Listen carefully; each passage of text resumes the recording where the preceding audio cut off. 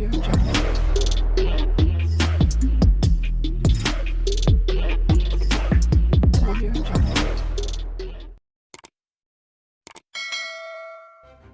kasih kerana memilih channel ini. Sebelum kita mulakan video ini, sila pertimbangkan untuk menekan butang like, share dan subscribe dan aktifkan butang lonceng anda agar anda sentiasa mendapat info-info percuma pada setiap hari dari channel kami. Dan tinggalkan komen anda kerana komen anda amatlah dihargai.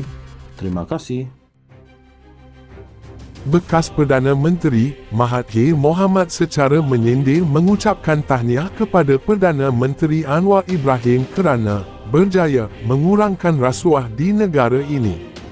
Yang pertama, rasuah dikurangkan dengan menghenti dakwaan terhadap kesemua 47 kes timbalan Perdana Menteri dalam mahkamah. Dengan ini 47 kes rasuah dikurangkan. Rasuah dikurang lagi apabila Statutory Declaration Datuk Abdul Murad Khalid bahawa Anwar terlibat dengan rasuah sebanyak 3 bilion ringgit tidak diteruskan tindakan number further action. Dengan ini 3 bilion ringgit diselamatkan, katanya dalam satu hantaran di laman X. Mahathir berkata, banyak nama disebut dalam kertas Pandora tidak disiasat termasuk timbalan Perdana Menteri Ahmad Zahid Hamidi. Kertas Pandora ialah dokumen yang didedahkan Konsortium Wartawan Penyiasatan Antarabangsa ICIJ berhubung pemilikan dana antarabangsa yang disimpan di syarikat luar pesisir. Mereka yang disiasat ketika ini ialah rakan rapat Mahathir yang juga bekas Menteri Kewangan Daim Zainuddin. Isteri Daim, Naimah Abdul Khalid telah didakwa di mahkamah atas tuduhan gagal mematuhi notis SPRM untuk mengisytiharkan harta. SPRM juga telah menyerahkan perintah notis kepada anak sulung Mahathir, Mirzan untuk mengisytiharkan harta dalam tempoh 30 hari. Pada September tahun lalu, Ahmad Zahid dilepas tanpa dibebaskan oleh Mahkamah Tinggi atas 47 pertuduhan pecah amanah, rasuah dan pengubahan wang haram membabitkan puluhan juta ringgit dana milik Yayasan Akal Budi.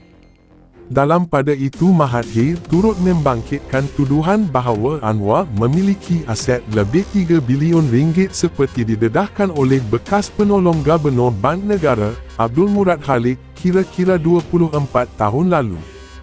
Sebaliknya, Mahathir berkata kerajaan hanya menyiasat mereka yang bergelar Tun dan ahli keluarga mereka. Mereka, anak mereka, isteri mereka akan didapati bersalah kerana gagal mengisytihar semua harta mereka sejak 42 tahun dahulu dalam jangka masa 30 hari. Mereka gagal kerana tidak dapat resit-resit pembelian nasi lemak dan kopi selama 42 tahun. Semua rakyat Malaysia mempunyai bukti sah apabila mereka makan nasi lemak. Kenapa Tun-Tun tidak simpan semua resit segala perbelanjaan mereka selama hanya 42 tahun? Kenapa setelah diberi masa 30 hari mereka tidak patuh kepada notis dari SPRM, kata Mahathir. Mengulas lanjut, Mahathir berkata beberapa wakil rakyat parti pembangkang yang mengisytiharkan sokong mereka kepada Anwar untuk mendapatkan peruntukan kerajaan juga tidak dianggap sebagai rasuah. Demikian juga rasuah dikurangkan apabila tindakan ketua SPRM memiliki bermilion saham tidak dianggap sebagai rasuah kerana adik ketua guna akaun ketua, katanya merujuk kepada isu pemilikan saham membabitkan ketua Pesuruhjaya SPRM, Azam Baki. Pada Mac tahun lalu, Menteri di Jabatan Perdana Menteri Parlimen dan Undang-Undang, Wan Junaidi Tuanku Jaafar, berkata isu membabitkan ketua Pesuruhjaya SPRM itu telah selesai selepas Azam disiasat beberapa badan dan jawatan kuasa. Katanya, antara pihak yang sudah menjalankan siasatan terhadap Azam termasuklah Suruhanjaya Security SC, Lembaga Penasihat Pencegahan Rasuah LPPR, Jawatan Kuasa Mencegah Rasuah Parlimen JKMR dan Jawatan Kuasa Aduan JKA. Bekas Perdana Menteri Mahathir Mohamad secara menyindir mengucapkan tahniah kepada Perdana Menteri Anwar Ibrahim kerana berjaya mengurangkan rasuah di negara ini. Yang pertama, rasuah dikurangkan dengan menghenti dakwaan terhadap kesemua 47 kes timbalan Perdana Menteri dalam mahkamah. Dengan ini 47 kes rasuah dikurangkan.